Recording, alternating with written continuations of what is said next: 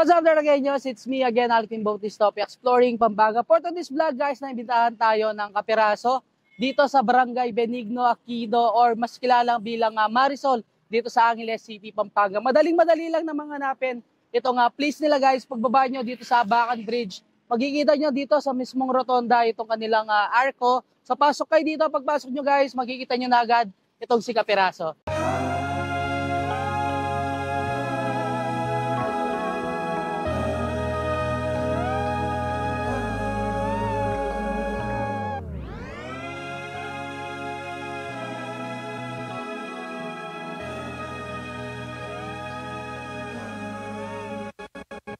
So guys, nandito tayo mismo sa labas ng kapiraso. Mamaya papakita ko sa inyo, guys, kung ano ba yung itsura ng loob ng place nila. And excited ko nang tikman yung mga foods and drinks na in-offer nila dito. So meron sila mga coffee-based and non-coffee-based drinks. Syempre, guys, yung mga pinagmamalaki nilang mga Indonesian coffee. And then partneran mo pa kanilang mga Malaysian and Indonesian food. So meron silang dito, mga Asian foods and Western food. Syempre, meron din tayong sinaserve ng mga Filipino foods dito. So kung gusto nyo pumunta dito, guys, open sila ng Monday to Sunday, 10:30 AM until 11:30 PM.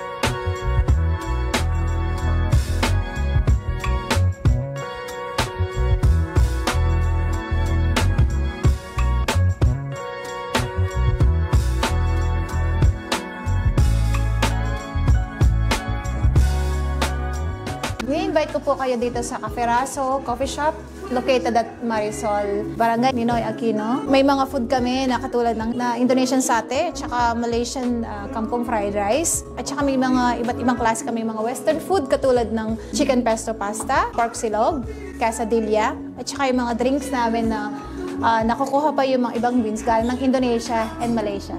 So kabalan, ito na lahat yung sinerve sa atin ni Kapreso dito sa Angeles City, Pampanga. So excited ko nang tikman yung mga foods nila, especially itong mga Southeast Asian foods nila tulad ng kanilang Malaysian foods and of course yung mga Indonesian foods. Syempre, meron din silang mga Western foods dito. Sa kanilang Malaysian foods, meron tayong Malaysian na kampung fried rice and of course yung sa kanilang satay, ayan. Meron siyang pork, chicken, and beef. Sa mga Western foods, meron tayong quesadilla combo na sinerve dito, yung kanilang chicken cordon bleu, tapos kanilang chicken pesto pasta. Isa sa mga sineserve nila dito, guys, yung mga silog. Itong kanilang pork silog, good for sharing, napakalaki ng niya, mismong pork. And meron din tayong mga coffee-based and non-coffee-based drinks dito. Siyempre, pwede mo sila partneran nung kanilang mga cookies. Sa mga sinerve nilang mga coffee-based, so meron tayong dito, yung ice cold coffee, yung caramel macchiato, and then salted caramel. Tapos sa prop nila, meron tayong matcha prop. And of course, kung mahilig kayo sa mga yogurt drinks, meron tayong strawberry yogurt. And of course, guys, syempre, una natin titikman itong kanilang Malaysian kampung fried rice. So, kanina ko pa siya gustong tikman. Then, may egg siya and then yung kanilang ketchup. And meron siyang sambal sauce. Man natin.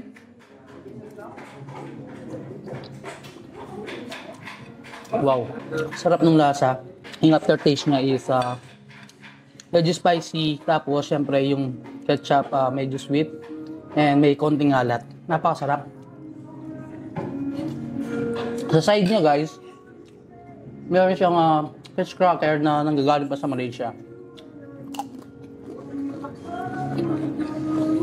And then kasama dun sa fried rice, meron siyang dilis from Malaysia din. And meron siyang chicken strips. Titikman naman natin guys itong kanilang mga satay. So meron silang chicken, pork, and beef. Depende na lang kung anong meat yung gusto nyo.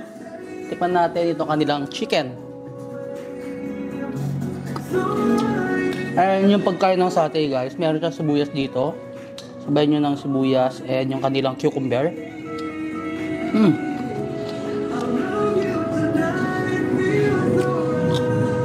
Napaka-tender and napakalasa itong kanilang satay. And kung mahilig kayo sa mga Indian Arabian foods, so ito, marinated sila ng mga spices and herbs, kaya napakalasa ng mga satay nila. Sarap ng peanut sauce. Kung gusto nyo tikman itong kanilang mga Indonesian coffee, so meron tayong hot and ice. Siyempre masarap i-partner dito guys, itong kanilang mga cookies.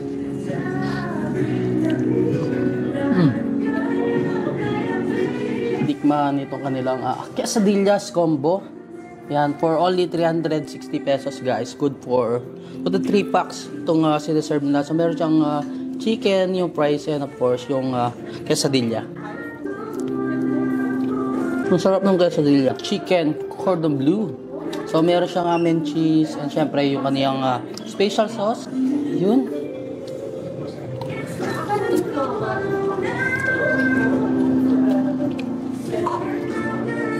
Tapos sabay mo ko lang sides, meron siyang coleslaw. Strawberry yogurt. Then, kapag nilang pork silog.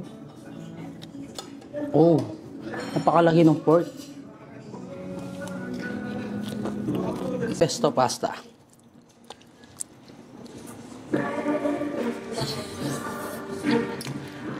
Wow. Sarap ng lasa. For sure kapag natikman nyo to guys, magugustuhan nyo rin. Ang daming servings and quality ng lasa, tapos napaka-affordable. Hello Kabalen, try nyo pong bumisita dito sa Caferaso. Masarap po yung mga coffee nila.